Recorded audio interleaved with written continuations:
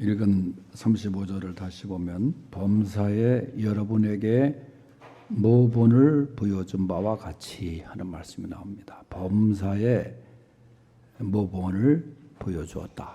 그래서 오늘 말씀의 제목이 범사에 모본을 보여준 바울, 이런 제목으로 말씀을 증거합니다. 모본이란 말은 모범이란 말과도 같습니다.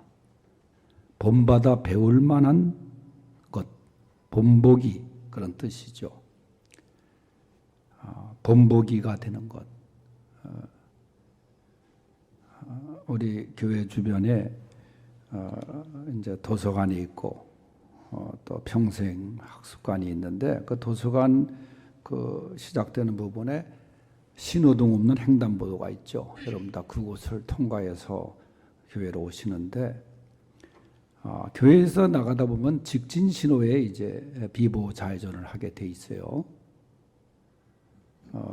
그래서 거기서 항상 신호등 없는 곳에 대기하고 있는데 직진이 바뀌었어요. 그래서 제가 지난 주간에 이제 사택을 가기 위해서 좌회전을 하려고 하는데 웬 킥보드를 탄 아주머니가 치마를 휘날리면서 확 지나가는 거예요. 그래서 내가 깜짝 놀래가지고, 근데 잠시 후에 그 딸 같은 아이가 또 킥보드를 타고 엄마를 따라서 가는데, 그렇게 해서 저쪽으로 건너가는 쪽이 붉은 빨간 신호였어요.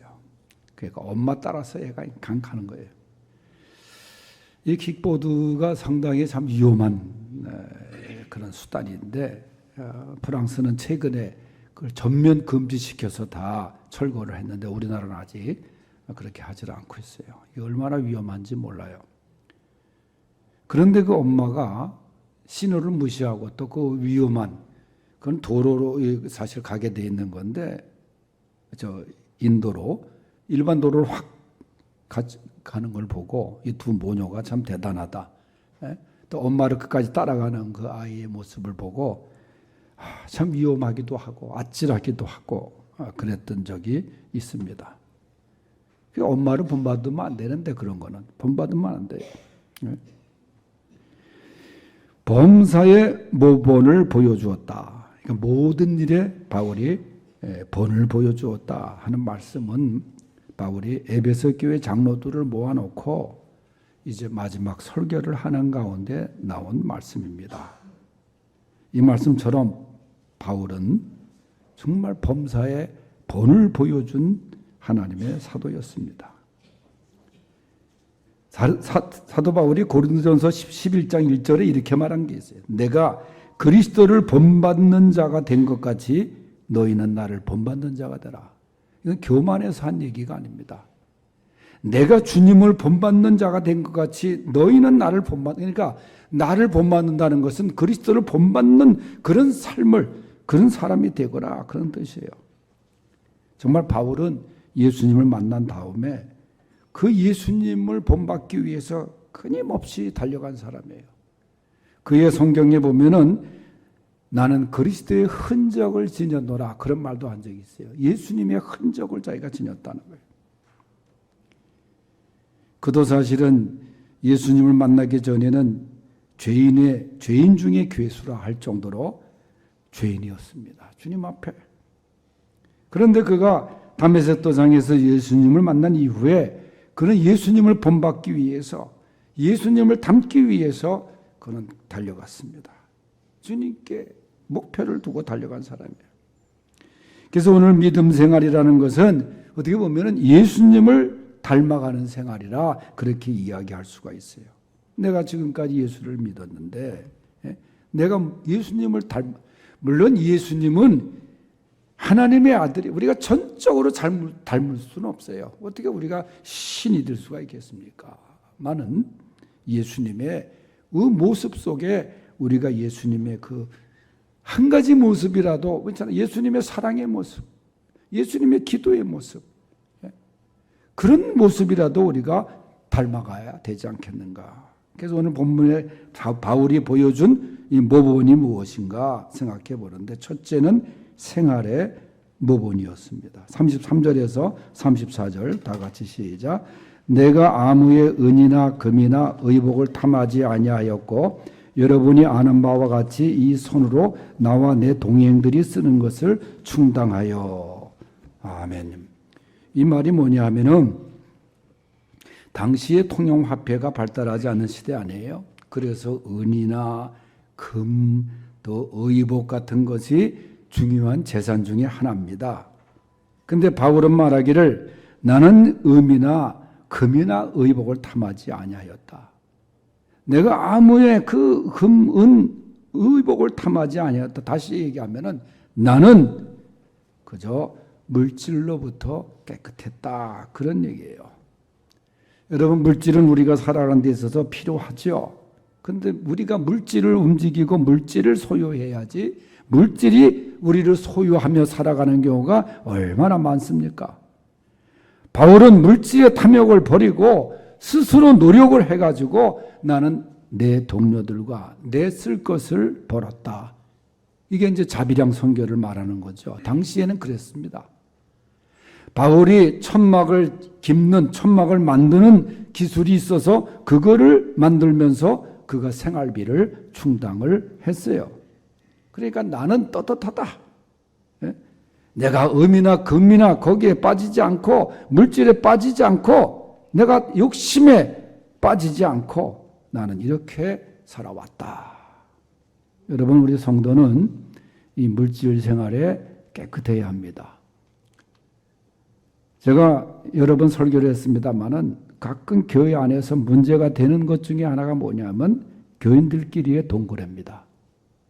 동거래 할 때는 좋은 관계에서 하지만은 이 돈이 또 신용을 잃잖아요. 때로는 갚을 수 있는 상황이 안 되면은 못 갚게 되면은 거기에 이제 인간관계가 깨지게 되고 싸우게 되고 교회도 안 나오고 교회가 시험에 들고 그런 경우가 얼마나 많은지 몰라요. 그래서 가까울수록 돈거래하지 마라. 교인들 간에는 돈거래하지 말라. 아예 띄워먹는다 생각하고 그러면 그 돈을 주더라도 하지 말라는 거예요.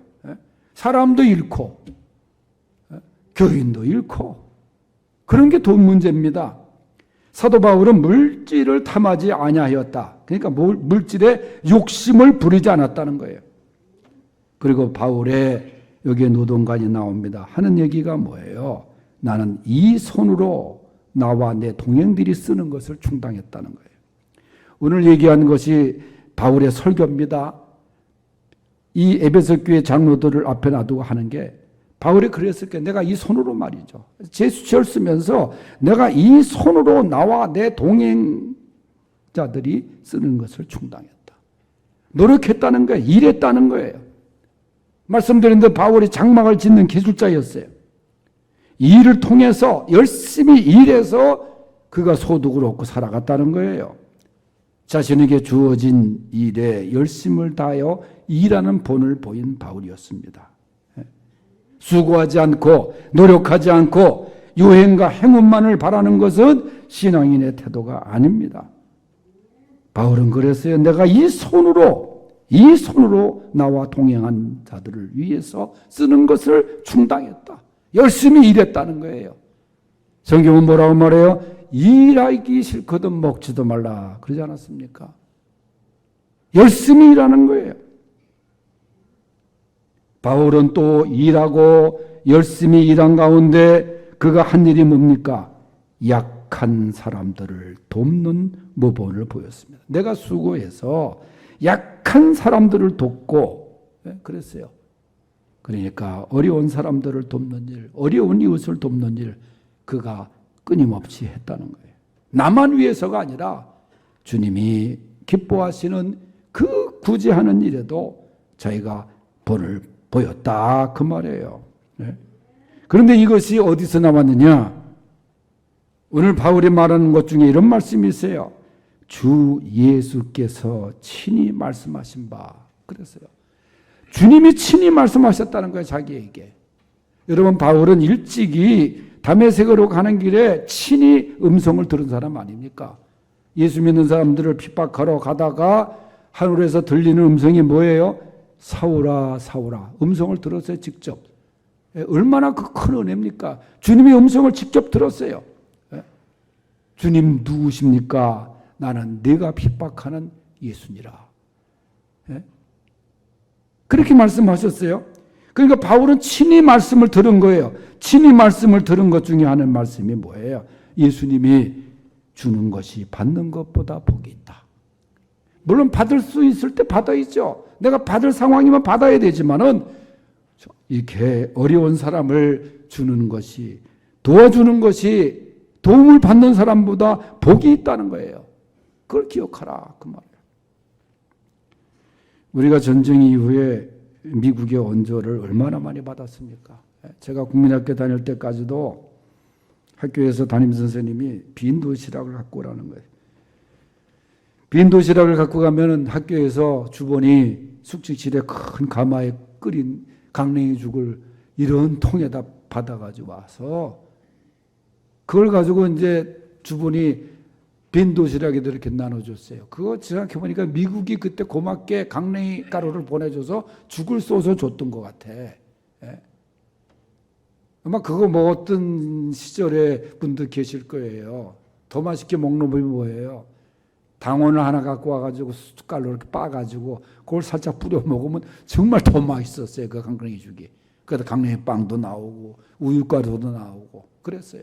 근데 제 옆에 있는 짝이 그 당시에 구이동에 고아원이 명진보육원 바디고아원이 있었는데 그 아마 전쟁통에 고아가 돼가지고 거기서 생활하면서 우리 학교를 왔는데 얘는 올 때마다 미국에서 보내온 비타민 빨아먹는 거 그런 걸 자랑스럽게 먹는 거예요. 그래서 내가 속으로 나는 왜 고아원에서 안테놨을까 내 그때 저 맛있는 거 그 미국에 다 보내준 원조예요. 미국이 이렇게 주는 일에 얼마나 그 전 세계의 가난한 나라, 어려운 나라를 원조했습니까? 그게 복을 받은 거예요. 주는 자가 받는 자보다 복이 있다는 거예요.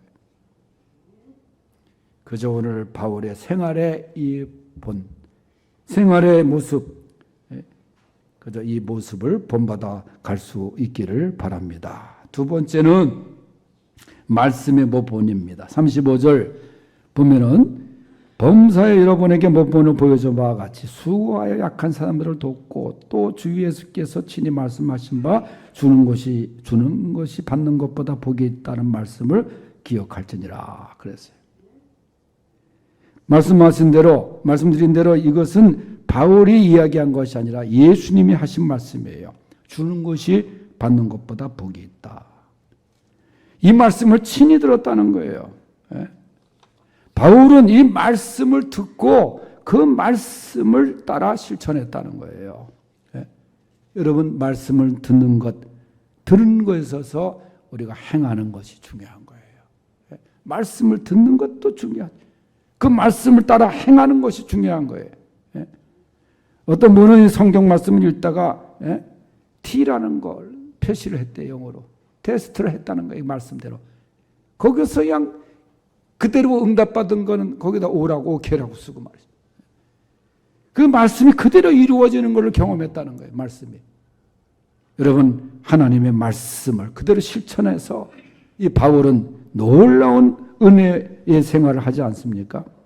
우리가 바울서 지나는 것은 신약성경 27권 중에 무려 13권이나 말씀을 쓴 사람이 바울 아니겠어요?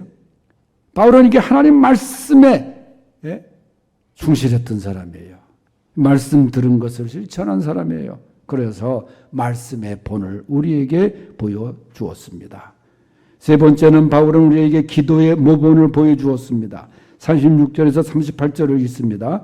범사에 여러분에게 모본을 보여준 바와 같이 수고하여 약한 사람들을 돕고 또 주 예수께서 친히 말씀하신 바 주는 것이 받는 것보다 복이 있다 하심을 기억할지니라 하고 이 말 한 후 무릎을 꿇고 그 모든 사람들과 함께 기도하니 다 크게 울며 바울의 목을 안고 입을 맞추고 다시 그 얼굴을 보지 못하리라 한 말로 말미암아 더욱 근심하고 배에까지 그를 전송하니라 그랬어요. 바울이 설교를 마칩니다. 간절하게 설교를 해요. 내가 또 여러분들을 볼 수 없을지 모르는데 이제 고별 설교를 합니다. 사람들이 다 울어요. 그리고 한 이후에 오늘 말씀해 보면 바울이 무릎을 꿇고 그 모든 사람들과 함께 기도했다고 그랬어요. 말씀을 마친 후에 그는 무릎 꿇고 기도했습니다. 여러분, 당시 유대인들의 전통적인 기도의 자세는 서서 하늘을 향하여 손을 벌리고 눈을 뜨고 기도하는 거예요. 지금도 통곡의 벽에 예루살렘에 가면은 다 이렇게 몸을 움직이면서 벽에다가 기도문을 꽂고 그렇게 기도해요, 유대인들은. 그런데 바울이 오늘 말씀해 보니까 무릎을 꿇고 모든 사람들과 함께 합심 기도를 했다는 거예요. 여러분, 무릎을 꿇는다는 게 뭡니까? 간절히 기도했다는 거 아니에요? 우리 한국교회도 불과 얼마 전까지만 하더라도 이 예배당 바닥이 전 마루 바닥이었어요. 아니면 다다미 바닥이었어요. 다 와서 저 예배당 구석에 있는 방석을 하나씩 갖고 앉아서 깔고 앉아가지고 무릎을 꿇고 기도를 드렸어요. 지금 언제부턴가 의자로 다 바뀌어서 의자 앉아서 예배를 드리지만 형식적으로나마 무릎을 꿇고 기도했던 시절이 있었어요. 근데 지금은 무릎을 꿇고 기도하는 그런 모습을 우리가 제대로 볼 수가 없어요. 뭐 의자에 앉아서 기도하는 것은 응답이 느리다 그런 건 아닙니다만은 무릎을 꿇고 기도했다는 것은 뭐예요? 간절한 마음으로 기도했다는 거예요. 그리고 여기 보니까 모인 장로들과 함께 기도했다. 개인 기도도 중요해요. 그러나 이렇게 모여서 합심해서 기도하는 것, 그것도 중요합니다. 교회가 갖는 것은 함께 기도하는 거예요. 사도행전 12장에 보면은 헤롯이 예수님의 제자 중에 제일 먼저 야고보의 목을 칩니다. 야고보가 순교를 당합니다. 얼마나 살벌한 상황입니까? 이어서 헤롯이 베드로를 옥에 가둬놓습니다. 그 다음날 두 번째로 베드로를 사형시키기 위해서입니다. 얼마나 초대교회가 큰 위기를 맞이했습니까? 5절에 보면 12장 5절에 사도행전에 보면은 이때 이렇게 기록해요. 이에 베드로는 옥에 갇혔고 교회는 그를 위하여 간절히 하나님께 기도하더라. 교인들이 교회에 모였어요. 베드로를 위해서 기도합니다. 기도하는 내용들은 다를 수 있어요. 하나님, 우리 베드로를 살려주세요. 베드로 선생, 야고보를 불러가셨는데 베드로마저 불러가시면 우리 지도자가 없습니다. 아마 그렇게 기도했던 사람도 있을 거고, 어떤 사람은 하나님, 저 교도관들의 눈을 멀게 해서 베드로 선생이 탈출을 할 수 있게 해주세요. 그렇게 기도한 사람도 있었을 수도 있을 거예요. 문제는 교회가 그를 위하여 밤새도록 빌었다는 거예요. 기도했다는 거예요. 인간적으로 보면 거대한 헤롯의 세력, 그 다음에 얼마 되지 않은 교인들이 교회에 모여서 기도하는 그 모습, 비교가 안 되죠. 바람 앞에 등불 같은 상황이었지만은 그날 밤에 합심해서 교회가 기도할 때 놀라운 역사가 일어나지 않습니까? 옥토가 무너지고 쇠고랑이 다 풀어지고 천사의 이끌림을 받아서 베드로가 교회로 돌아오지 않습니까? 교회가 갖는 최대의 위력이, 성도가 갖는 최대의 위력이 바로 이 기도인 것입니다. 간절한 기도, 마음을 합해서 드리는 기도, 그것이 역전의 승리를 만드는 것입니다. 이런 기도를 바울이 우리에게 보여주었습니다. 바울의 기도의 본을 따라 우리도 기도하는 성도들이 될 수 있기를 바랍니다. 하나님 아버지 감사합니다. 범사의 모든 일에 모범을 보여준 바울 선생, 오늘 말씀에 나타난 그의 생활의 모습, 기도의 모습, 말씀에 사로잡힌 그의 모습, 우리도 본받아 나아갈 수 있는 우리 성도들 되게 하여 주시옵소서. 기도로 역전을 일으키는 기도의 용사들이 되게 하여 주시옵소서. 예수님의 이름으로 기도하옵나이다. 아멘.